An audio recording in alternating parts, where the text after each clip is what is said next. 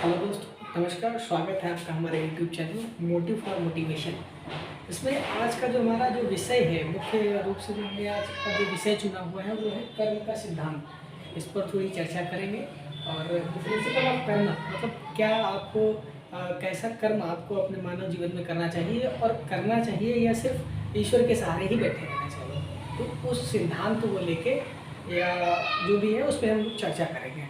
इसके बाद दूसरा जो उदाहरण है वो हमारा श्री रामचरितमानस से है और प्रभु श्री राम का उदाहरण है। तो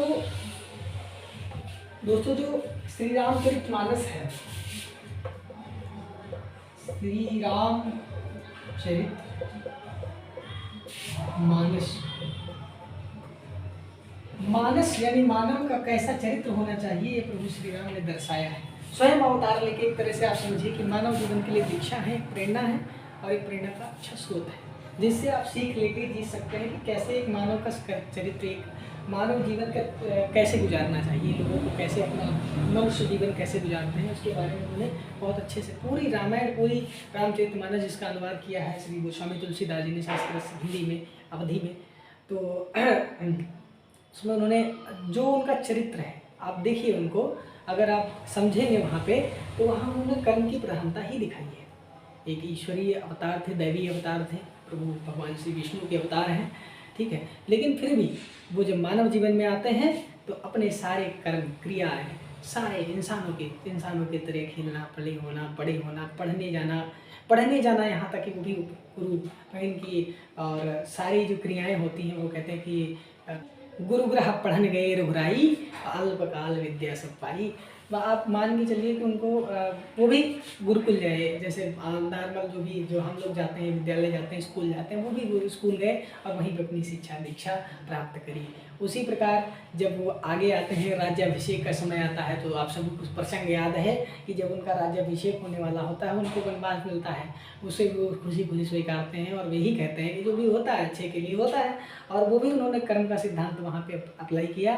और उसके बाद वो जब वन में जाते हैं तो चाहते तो सीता माता को अपहरण पहली बार तो कर ही नहीं सकता, एक लीला है, लेकिन उसके बावजूद उन्होंने मतलब ऐसा नहीं किया कि कोई शक्ति चलाई हो, कोई दैवी शक्ति का प्रयोग किया हो। एक वानर समूह का, नर और वानर का समूह एक ऐसा था, मिलन था ऐसा, जिसको लेके अपनी सेना बना करके, जो वहाँ पे संसाधन भी नहीं थे। आप सोचिए, प्रभु श्री राम के पास कोई संसाधन नहीं था, ना ही उनके पास कोई गन था, न मिसाइल थी भाई। तो भैया लोग सभी को पता होगा कि तो कुछ भी नहीं था। और अगर जो भी रामायण पढ़े थे उनको पता है कि न कुछ गिने चुने ही संसाधन थे, और इंसान भी साथ में नहीं थे। सेना किसकी थी? बंदरों की, यानी बानरों की। तो उनको लेके अब आप देखिए, समझिए कर्म का सिद्धांत क्या है। कर्म का सिद्धांत यही है, जब प्रभु श्री राम ने भी कर्म के सिद्धांत को सिद्ध किया है। और पूरी रामायण, जो पूरी रामचरितमानस जो है, वो कर्म के सिद्धांत के आधार पर ही आधारित है। आप इस चीज़ को समझ के चलिए कि जो कर्म का सिद्धांत है उसी पर आधारित है पूरी रामचरितमानस।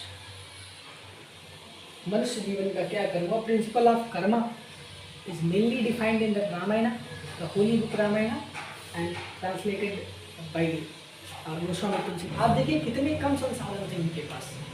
लोग आज कहते हैं मेरे पास कुछ नहीं, ये नहीं है, पढ़ने के लिए ये नहीं है, या मुझे कुछ करने के लिए कई बार बहाने आप दे सकते हैं। लेकिन जो करते हैं, इन्होंने किया है, जो रामचरितमानस से आप सीख सकते हैं, वो कम से कम अल्प से अल्प संसाधनों में आप अपने बारे में, आप अपने समय के बारे में, आप अपनी चीज़ों के बारे में सोच सकते हैं, समझ सकते हैं और सीख सकते हैं। खासकर ये जो रामचरितमानस का पाठ है, इसके बारे में जहाँ तक हमने पढ़ा है, समझा है और सोचा है।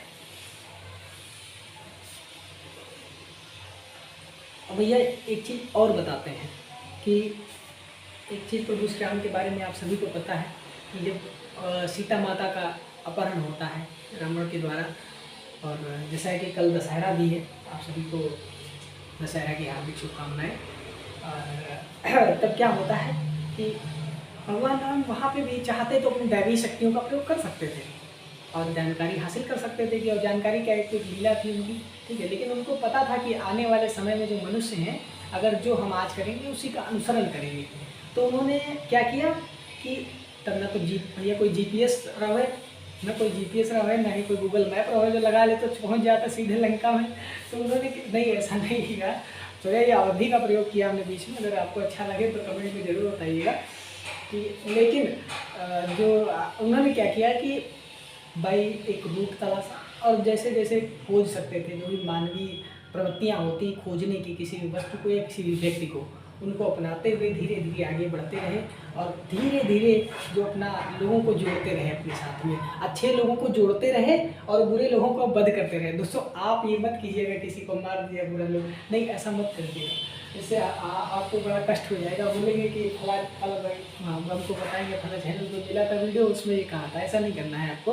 आपको किसी को मारना है पीटना नहीं है, आपको बुरे लोगों को छोड़ देना है। लेकिन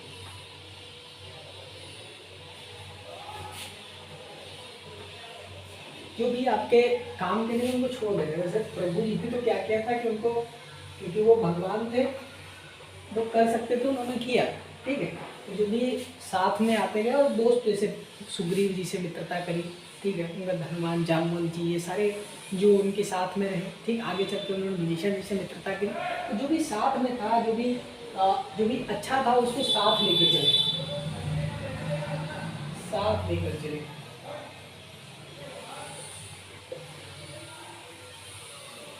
वो चाहे नर हो या बानर हो या भालू हो, कोई भी हो, उसको साथ में ले लिया और जो बुरी प्रवृत्ति का था उसको या तो छोड़ दिया या तो मार दिया, खत्म कर दिया, ठीक है, और आगे बढ़ गए। बट आम आदमी उसको मारेगा नहीं, उसको सिर्फ छोड़ेगा। आप उसको लीड कर दीजिए और आगे बढ़िए। किसको लेके? अच्छे लोगों को लेके। जैसे आपके साथ में कोई सुग्रीव होगा, कोई आपका ही मित्र होगा, कोई आपका बाली होगा, कोई हनुमान होगा, कोई विभीषण भी होगा। अगर आप किसी अच्छे ध्येय के लिए जा रहे हैं, और दूसरी चीज़ है आपका अगर उद्देश्य पवित्र है, आपका उद्देश्य सही है, तो आपके साथ में अच्छे लोग अगर जुड़ ही जाएंगे, उसमें कोई जोड़ना नहीं पड़ता है, ठीक है।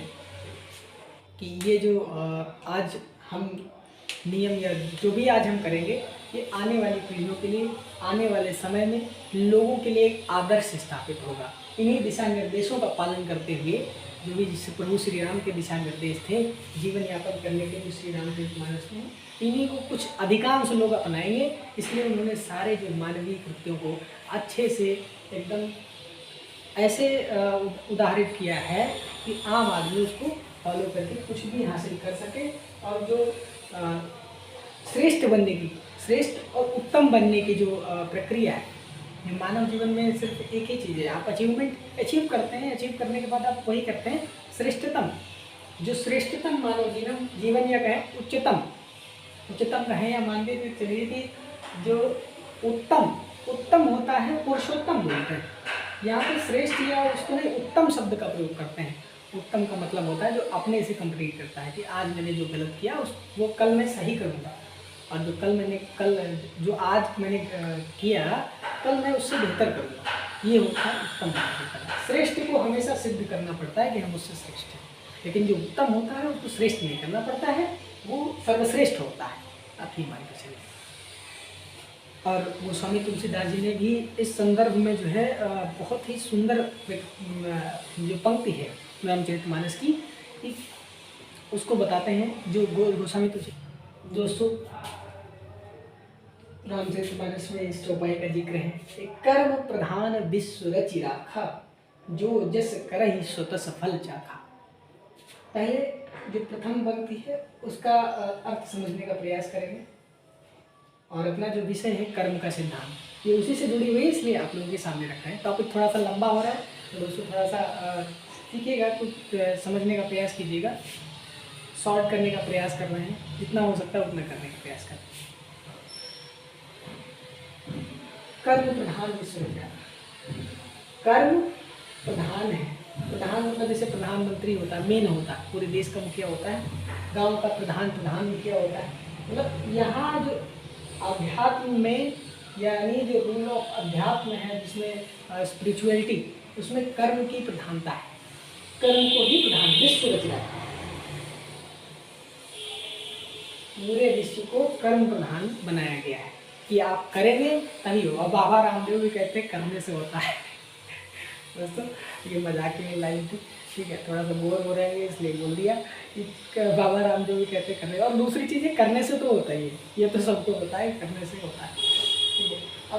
अब दूसरी लाइन में है वो फल के लिए है, कई लोग परेशान थे, उतनी देर से परेशान हो गए कि भाई फल के लिए कुछ तो बोलो यार, कर्म करेंगे लेकिन उसका कुछ तो फल मिलेगा, अच्छा बुरा, ठीक है। तो लेकिन उसमें क्या होता है कि जो जस कर ही सोता, अब ये फल के लिए दूसरी लाइन गोस्वामी जी ने बहुत सुंदर विवरण दिया है कि आप एक्शन रिएक्शन का लॉ जो पढ़ते हैं वही होगा भाई, जो जस कर ही सो तस फल, जैसा आपकी क्रिया होगी वैसी प्रतिक्रिया होगी, यानी फल आपको वैसे ही मिलेगा, भले ही थोड़ा लेट मिले, ठीक है। तो ये दूसरी लाइन तो मान लीजिए कि ये फल के सिद्धांत पे, लेकिन ये कर्म के सिद्धांत पे पहली लाइन, कर्म को विश्व में सर्वश्रेष्ठ यानी सर्वप्रधान बताया गया, सबसे बड़ा कि आपका कर्म होता है, आप उसी पे कुछ भी अचीव करते हैं। इवन आप भोजन भी आप अपने कर्म पे ही अचीव करते हैं, अगर आप खाना खाते हैं, खाना भी आप अपने कर्म पे अचीव करते हैं, ठीक है।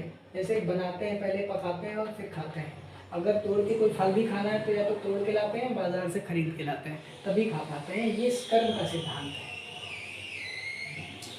तो दोस्तों आशा करते हैं कि हमारा जो ये आज का टॉपिक था कर्म का सिद्धांत, ये आप लोग को अच्छे से समझ में आया होगा। अगर ना लगे आपको तो लाइक शेयर और सब्सक्राइब कर दीजिएगा, हमारा चैनल है मोटिव फॉर मोटिवेशन, और अगर आप ऐसा करेंगे तो अच्छा लगेगा, हमें भी प्रोत्साहन मिलेगा, ठीक है। आप सभी का बहुत बहुत धन्यवाद और जय हिंद।